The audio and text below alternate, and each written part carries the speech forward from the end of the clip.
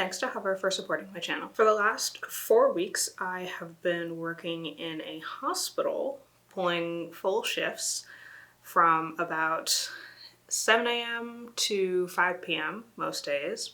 And because of that, instead of having my desk, instead of having my office, instead of having my laptop, my iPad, all of the tools that I normally use to keep my life together on me, I really had to start relying on my phone. So, because what's on my iPhone has actually changed a lot in the last couple weeks, and I'm hoping to continue using a lot of these apps and systems that I've created, I thought I would take you through what is currently on my iPhone 13 Pro Max. If you're new here, I'm Jordan, and I'm a PhD student at MIT who makes videos about machine learning, artificial intelligence, emerging tech, and grad life. So if any of that sounds interesting to you, consider subscribing, and definitely leave any apps that you find super helpful on your phone down in the comments, because I'm always looking for more useful things like this. Otherwise, without further ado, let's go through what's currently on my phone. So I'm gonna skip a lot of the social media apps just because everyone has like Messenger and TikTok and stuff like that on their phone, and that's not particularly interesting. But one of the things that I have been using a lot recently is actually an app called Truebill.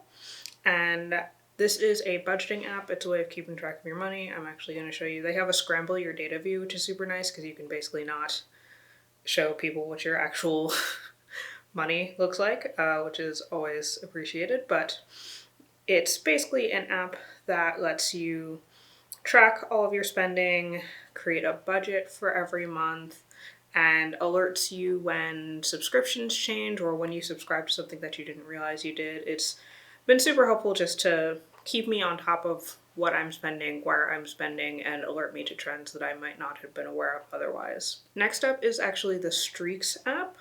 And so this is a habit development app. And it's something that I started using because I just needed a reminder of things like, especially when I wasn't working in the hospital, things like going outside for a walk, going outside in the first place, shout out depression, getting a workout in, getting to my desk. So the spend an hour on research option is really more so to get me to start working.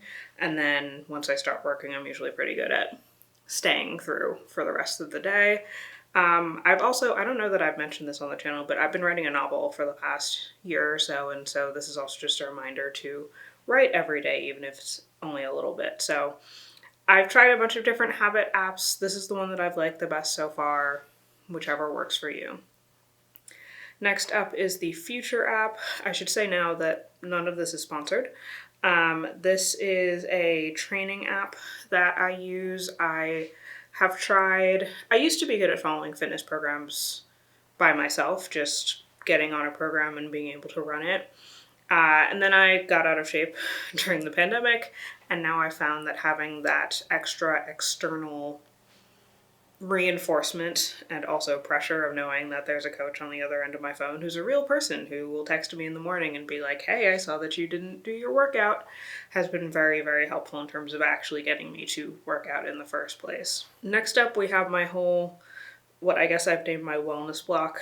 I would say this is like my health block. And so that includes my 8 Sleep app. I've talked about this in earlier videos. It's my AI-powered bed, pad, mat, I don't know what you want to call it, but it heats up and cools down based on my sleeping pattern and stuff like that. I also have the app for my Oura ring here. You can see it detected me walking. In fact, at one point, it detected me maybe not paying full attention during a lecture a few weeks ago when it told me that it had registered a nap that I'd taken at 9:30 in the morning. I also have Headspace on here. Normally if I'm meditating, I actually don't use any apps, but if I am in the mood for something guided, then Headspace is usually the app that I go for. Of course I have Peloton because I have a Peloton. And then HealthMate is the smart app that connects to my scale. And Lofty is the app that actually connects to my alarm clock. I've gone back and forth on using an alarm clock that isn't my phone. I'm still getting into the habit of not having my phone in my bedroom in the first place.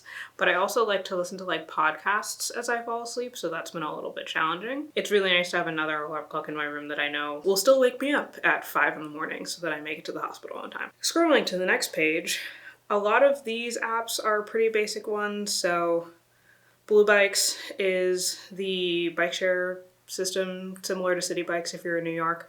That is in Boston. I use it occasionally. MIT gives us a student discount, always nice. Capsule is my pharmacy, so I get my meds delivered to my apartment now, which is super nice, especially the ADHD meds, because I don't even have to remember to go to CVS anymore. It's great. Discord, of course, to keep up with all of the various group chats, and then obviously all of the Google apps so that I can make sure I still have access to Google Docs, things like that. Goodreads is another one. I've made books.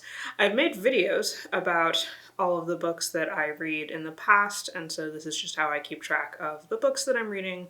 You're welcome to follow me there if you'd like, but otherwise it's just something that I kind of do for fun. And I actually have another app on here called Storygraph, which is very similar. I just find the recommendations from Storygraph for books that you might be interested in tend to be a little bit better. Moving on, another big one, of course, is Notion.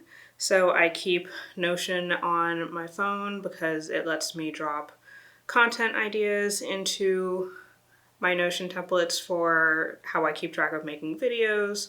It lets me keep track of everything else that's going on in my life, and it's just very helpful to have it on my phone so that I can drop ideas into the Notion pages that I have preset for different components of my life. On the other hand, I also actually have Roam on here, and so Roam, apparently I'm not signed in, I don't know why, but Roam is actually a place where I tend to brain dump a little bit more and then take what I brain dumped earlier or throughout the day and stick it into Notion at the end of the day. So Roam tends to be where I kind of jot things down that don't have a clear place to go, and then I end up putting them in the right place later on. As with all of us, there's Slack. I'm not going to say a ton about Slack.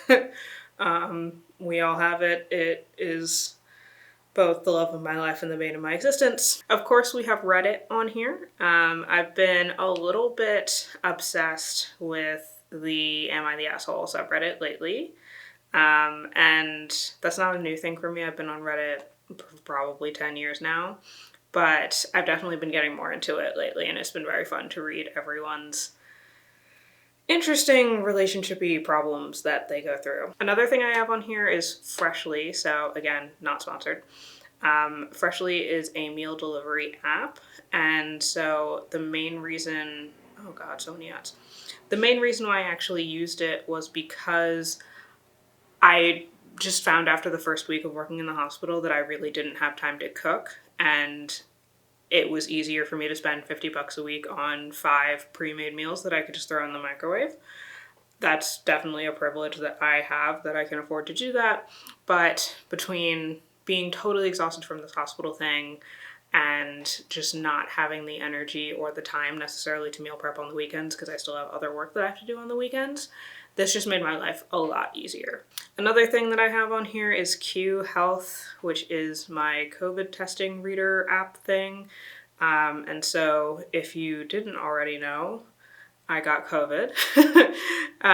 It's the first and only test I've taken it on it so far, and it was positive. So yeah, that was not a fun time, but I've been feeling a lot better now, so that's definitely nice. And then moving on to the last page, obviously TikTok, Uber. Libby is something that I've been getting back into, actually. So Libby is the library ebook app where you can borrow ebooks from your local library if you have a library card. I've been getting back into this because I spent a lot of money on books in the last year and have wanted to kind of pull back on that spending. I think there's a lot of books. At some point, maybe I'll do an apartment tour so you guys can see, but I have a lot of books that I love and that I reread and that I love having hard copies of. But especially in the last couple rounds of buying books, I found that a lot of them are books that I would read once and then be happy to give away or donate or something like that. And so I'm trying to get back into the habit of trying to find books at the library first, and then if I really, really like a book, then I can go buy a copy, and now I don't have all of these extra books lying around my house. A fun one to come close to the end is BeReal. I just downloaded this app like literally yesterday because I saw some Vox article about how it's the next new thing. I'm like technically Gen Z, but not really, because I'm either elder Gen Z or a very young millennial. I get it, but I don't think any of my friends are on it, so we'll see if I actually end up using that. Quickbooks I have just because I have an accountant. I have someone who does my bookkeeping, and it's a lot easier for me to remember to respond to her messages when I see it on my phone than when it's in my email. And then the last one is actually a new one, and that's the Wim Hof Method app.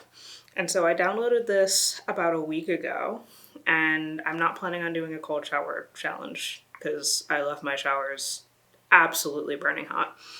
But I've been taking singing lessons for the past month or so, and was looking for breathing exercises to essentially help me with breath control. And so my instructor actually recommended the breathing exercises that come with the Wim Hof Challenge to help me get better at controlling my breathing so that I am better at singing. So that's why I have that. I haven't tried it a ton yet. It's actually pretty hard to do, but I think it will be something interesting to try in addition to like the meditation stuff that I already do. And then of course, if I went over to Safari, I also have bookmarks to all of my various socials, all of my like personal brand accounts, because it just makes it easier to access them. Most of the time I don't actually access them on my phone. If I'm going to, I'm probably getting on my laptop. But if you're in the market to upgrade your professional presence online, I would highly recommend buying your domain from Hover, who are kindly supporting today's video. Hover makes it easy to buy all kinds of cool domains, whether you're looking to upgrade your personal website or build an online portfolio. They also have over 400 domain extensions, so if you're not satisfied with the .com domain, you can get some fun extensions like .art or .net. Even if you don't need a website, you can use Hover to set up custom email accounts. I, of course, have hello@jordanharrod.com, among several more fun others. And the entire process is super streamlined, making it really easy for you to buy a new domain whenever you need one. So whether you're planning on building a new portfolio or just want a cool new email address, head over to hover.com/jordanharrod to get 10% off your next domain. Otherwise, you can check out my What's on My iPad video up here. You can follow me on all my various socials down here, and I will see you on the next one. Bye.